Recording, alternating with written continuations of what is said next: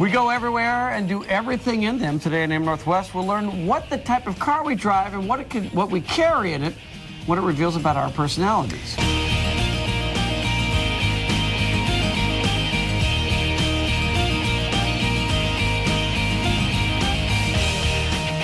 Still to come on AM Northwest.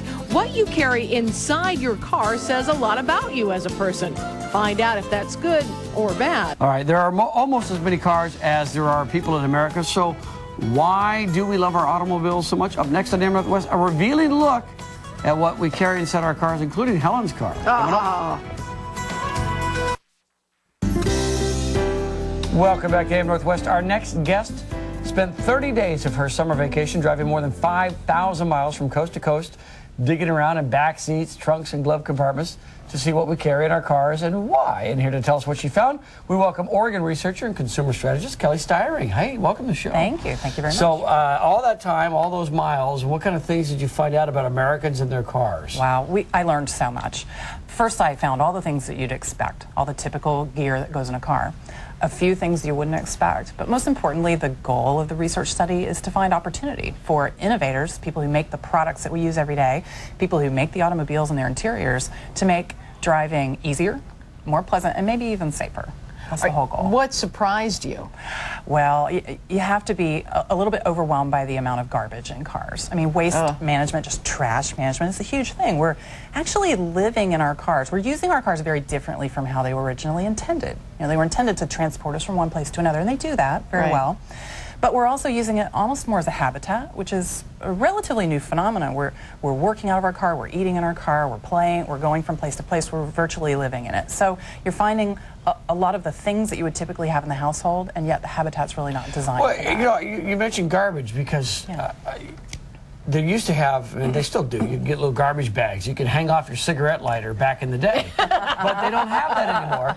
And I'm wondering why auto manufacturers have never designed a compartment for garbage in the car. Well, that's exactly one of the things I'm recommending that they do. So this study is available to, of course, the people who sponsored it, as well as anyone else who'd be interested in the data. And so that will be one of the primary recommendations, because I'm finding it everywhere. Other things, I'm finding cup holders full of everything but cups. Well, and are you finding that these things are true across the country, or are some regions different than others? Some regional differences. So things like trash management, things like cup holders where there's no room for your beverage. So when you get in that environment, you want to put it somewhere, you have to clean it out. Electronics, how do I deal with my phone that I carried into the car? Where does it go? It goes on the seat, I hit the brakes, it flies away. You know, so things like that are pretty common. Let's just say we didn't find very many tire chains in Atlanta. Okay, so there are some regional differences. We also had you go through our cars. Yes, we So did. let's first have you take a look at Dave's car. This is my wife's car. This is the family van. This is Chris's car. First we see what we call a compensatory behavior. So he or she is compensating for the fact that there is no trash receptacle. So that door was full of trash. There's trash on the floor. This cubby is the only place to stash anything, so it has everything. There's a golf ball, there's some rechargers. That would be your golf ball. Other refuse. And in the back there were these very odd empty wine boxes, which might say something about your money.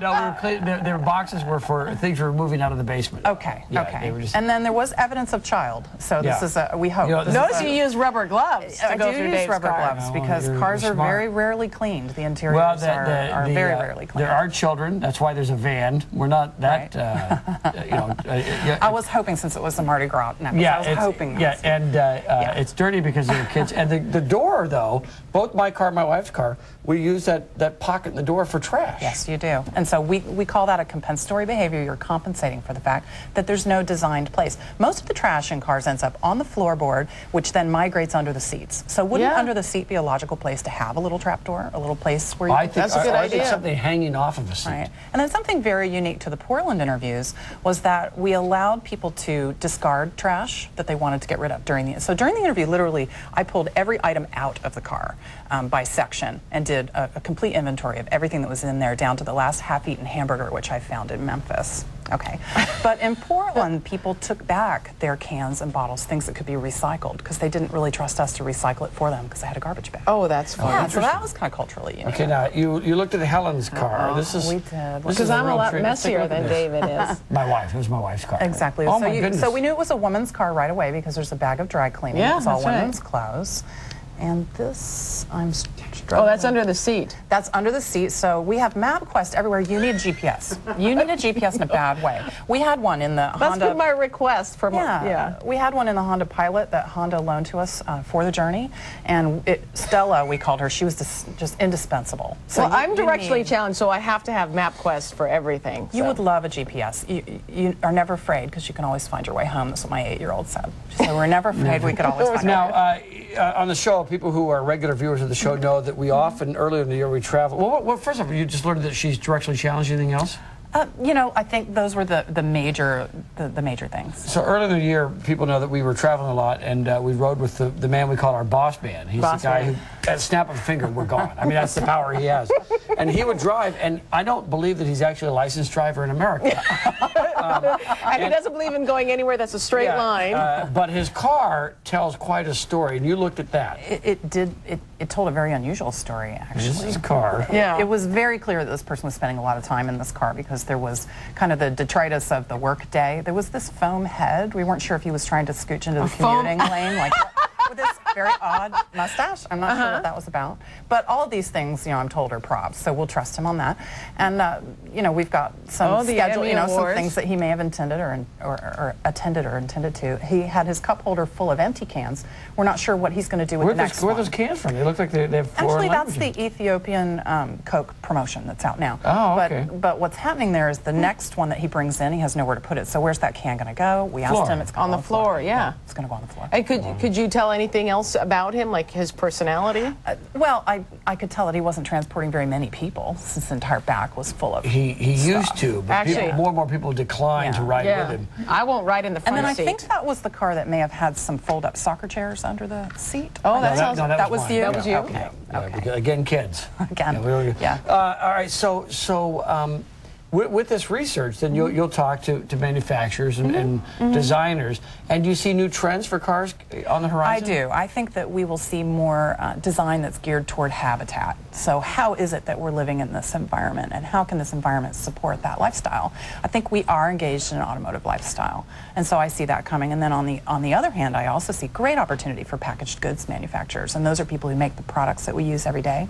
So for example, I'm finding first aid kits that have analgesics and ointments for wounds in them. None of those products can sustain high temperatures. So if you've had them in your car for a year or two, they're completely ineffective and you shouldn't be using them. Shouldn't they be designing products that can sustain this new habitat? Oh, interesting. Or shouldn't car manufacturers be making cooler zones where you can keep those things? That's all interesting and important. If they can just get me a garbage receptacle in the car, that You've clearly made one out of the door. I think something that I can empty when you need something. Yeah, that's what we need. I think it's fascinating research. We'll let folks know we've got more information too on our website at katu.com. And Kelly, thank you so much. Thank you so much. That was fun.